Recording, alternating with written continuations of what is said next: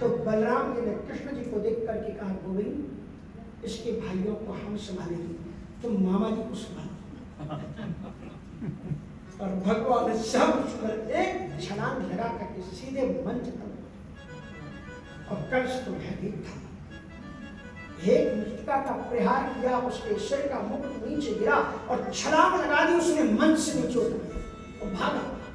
और भगवान श्याम सुंदर ने भी कूद करके उसके पीछे दौड़े, ऐसे हाथ करके तार्क्षिक पुत्रम यथा, जैसे कि सर्प के पीछे गरुड़ जी भागते, ऐसे हाथ किए हुए ना तो चोंच की तरह लगे। और जो पीताम्बर पीछे को फहरा रहा है ना, तो कितनी सुंदर श्रीमद् भागवत में झांकी है श्याम सुंदर की, यथा तार्क्षिक पुत्रम, मानो कि गरुड़ जी सर्प के पीछे उसकी सर्प से तुल्य पकड़ी है। कैसे से चलत किरीटम नेपाल तिरंगो परितुंग मुच्चा, श्याम सुंदर ने लपक करके उसके जो पीछे बाल थे ना पकड़ ली चोटी को, और जैसे कोई बोरा खींच करके ले जाता है ना, तो आप तुझे धरती पर नहीं तुझे रंगमंच में मारेंगे लोगों के सामने, खींच करके जैसे बोरा को खींच करके लाते हैं, ऐसे भगवान उसको मंच पर ले जाए। पब्लिक वहां पर खड़ी हुई है पूरी मथुरा की। कंस रो रहा है, ये तुम तो देवकी तो मेरी बहन है। हाँ मुझे मालूम है कि तुम्हारी बहन है, मुझे तुम छोड़ दो ना, तुम मेरे भांजे लगते हो, मैं तुम्हें बहुत सारी मथुरा का राज हम तुमको दे देंगे और हम सब कुछ करेंगे, और हम अभी जाते थे तत्काल में देवकी को तुम्हारी माँ को छोड़ देंगे। गोविंद की आंखों में आंसू भरे थे, दुष्ट मामा तू मेरी बहन को तो छोड़ देगा, लेकिन मान मेरे माता पिता की जो सारी जिंदगी जवानी जो तूने जेल में बर्बाद कर दी है, वो उनको जवानी की लौटा करके कहाँ देगा। भूल गया है कंस दुनिया को है, जो तुम आज दूसरे के साथ कर रहे हो तुम्हारे साथ मिलने वाला है। तो ये मालूम है तुमने ये रंगमंच बनाया कहाँ है, भूल गया है।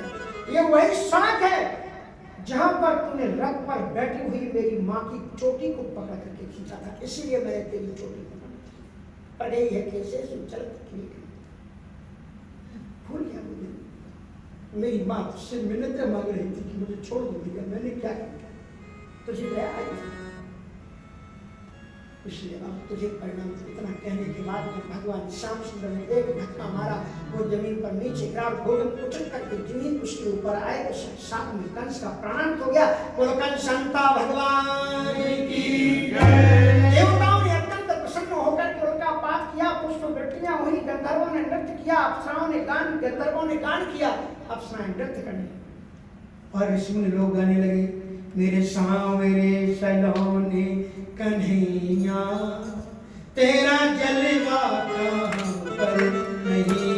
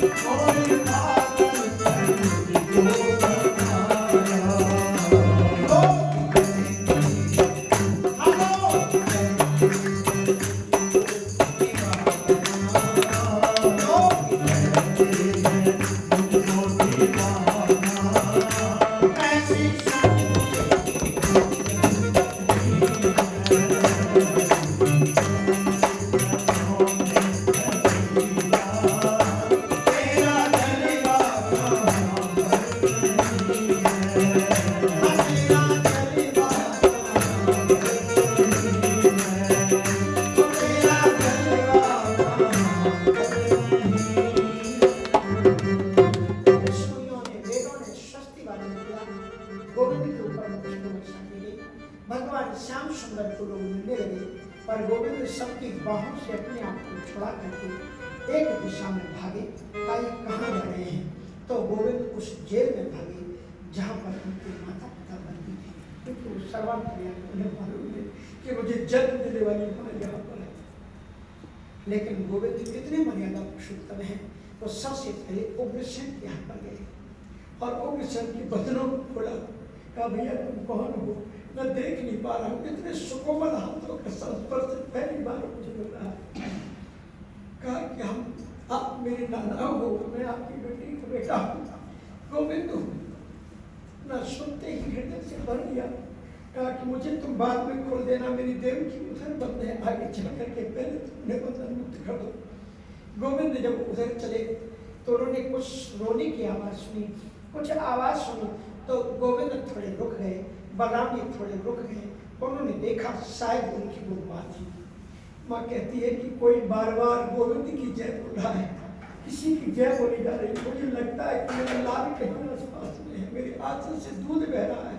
क्या हम यहीं पर बंदी रह जाएंगे? क्या हमें अपने गोविंद को देखने का अवसर नहीं मिलेगा?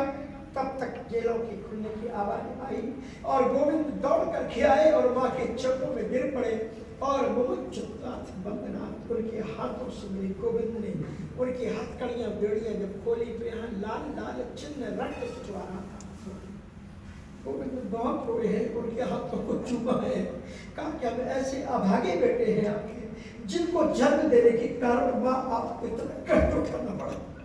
बसदेव जी महाराज के चरणों में जाकर के गोविंद लिपट गए, प्रणाम किया है। माता पिता का कितना बड़ा दर्जा होता है, श्रीमद् भागवत में लिखते हैं कि मातरम पितरम चैव मोचयित्वाति बंदिना कृष्ण रामौ वंदातौ शतसाहस्र सादरम। माता पिता को भगवान ने कैसे प्रणाम किया, ये सीखो भागवत से, बच्चों को सिखाओ। आजकल एक वो चोंच मारने वाला प्रणाम शुरू हो गया, ऐसे उल्टी मार देते। एक बार मैं न्यू जर्सी में किसी के घर में था, तो किसी ने कहा कि वो मैं बैठा हुआ था, बच्चे ऊपर थे, निकल रहे थे, उन्होंने कहा कि महाराज को टच स्वामी फीट। तो क्या कहता भाई, उसको मालूम नहीं था भाई। तो वो एक तरफ लगी कि अभी तुम पाँव छू ले, फिर बाद में मेरी नाक मत कटा, तुम पाँव छू उसके बाद में बताए।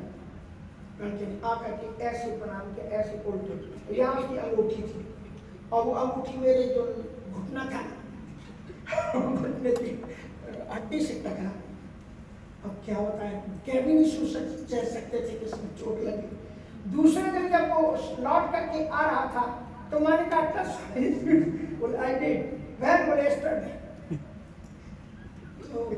ऐसे नहीं प्रणाम किया जाता है माता पिता। कृष्ण प्रणाम कर रहे हैं, श्रीमद् भागवत का श्लोक है, मैं नहीं बता रहा हूँ। मातरम पितरम चैव मोचयित्वाति बंधनात् कृष्ण रामौ वंदाते। उनको बंधन से मुक्त करने के बाद में श्री कृष्ण और बलराम ने उनको बंधन किया। कैसे? अपने सिर को उन दोनों के चरणों पर रखता है, भगवान रखता है। ये है माता पिता।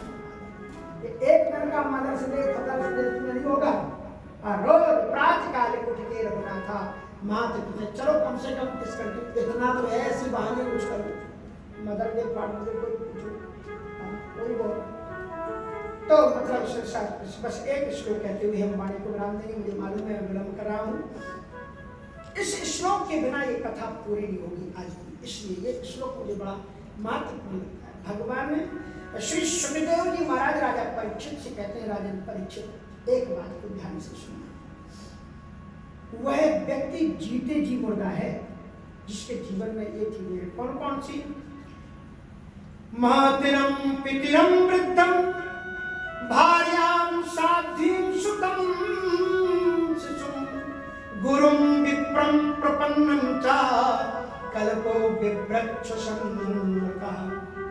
वह आदमी जीते जी मुर्दा है जो कौन है? का मातरम पितरम वृद्धम, जो इन लोगों का सम्मान नहीं करता, माता का, पिता का और घर के बुजुर्गों का। जो कोई बुढ़ा घर के अंदर में बुजुर्ग, मातरम पितरम वृद्धम साध्वीम भार्याम साध्वीम, जो साध्वी भार्या हो पत्नी का सम्मान नहीं करता, बेचारी साध्वी भार्या हो, डांटती रहे, आप जब देखो तो नहीं। एक सज्जन बोले, श्रीमती जी बोली, मान थोड़ा इनको समझा दो। उन्होंने कहा क्यों? बोले ये सोचते हैं बस यही काम करते हैं, हम तो खाली घर में बैठे रहते हैं। मैंने ये मालूम नहीं कि ऑफिस में 7-8 घंटे काम करते हैं, 24 घंटे घर में काम कर खत्म नहीं होता, लेकिन लगता नहीं काम करता। इसलिए साध्वी भार्याम साध्वीम, और छोटा बच्चा, भले ही आप सीरियल मत देखो, काम मत करो दूसरा, लेकिन बच्चे का ध्यान रखो। शिशुम, सुतम, कौन सा सुत? अब बड़ा हो गया उसको कोई परवाह नहीं। शिशुम, जो छोटा बच्चा है उसका जो ध्यान लोग नहीं रखते हैं। और गुरुम विप्रम प्रपन्नम च, जो गुरु का आदर नहीं करते, जो ब्राह्मण का आदर नहीं करते, और जो शरणागत तुम्हारे आ गया हो उसका जो आदर नहीं करता, कल्पो विव्रत ससंगता, वो जीते जी मुर्दा है। इन्हीं शब्दों के साथ आज की कथा को विराम देंगे। ये भागवत के कुछ सिद्धांत हैं, उनको आप सुनो और अपने जीवन में उतारो। कल बहुत प्यारा प्रसंग है, और श्रीमद् भागवत का सर्वोत्कृष्ट है रुक्मणी मंगल, इसको कहा जाता है। रुक्मणी, रुक्मणी मानी रुक मानी रुक जाए, मणि मानी तुम्हारी आत्मा रूपी मणि, हीरा हीरा जब परमात्मा में। तो कल आप थोड़ा सा वस्त्रों का ध्यान दें, और पीत वस्त्र पहन करके माताएं देखो शादी ब्याह पर कितना अच्छा साज श्रृंगार करके जाती है। यहाँ तो कोई डर भी नहीं है, कोई डर नहीं है, वैसे भी अपन दूर दूर बैठ रहे हैं, कोई दिक्कत नहीं। वैसे खूब सज धज करके, और जो शादी आप सब लोग विद्वान हो, हमारे शास्त्री जी बोल रहे थे, इसलिए अगर शादी अपने बच्चे की हो तो आप बोलो नाते रिश्तेदारों को बुलाते कि नहीं बुलाते? बुलाते हैं ना। तो कल आप सब नाते रिश्तेदारों को बुलाओ, और भी लोगों को बुलाओ कि आओ ये कथा चल रही है, वो कल खत्म होने वाली है। 3 दिन बचे, बहुत है, थोड़ी हूँ अब जाए, ताल भंगनी कीजिए, कुल कलंक लग जाए। आइए सब कुछ ठाकुर जी संभालेंगे, सब बन जाएगी ठाकुर शरणागत आने के बाद। आइए दोबारा बोल गोविंद मेरो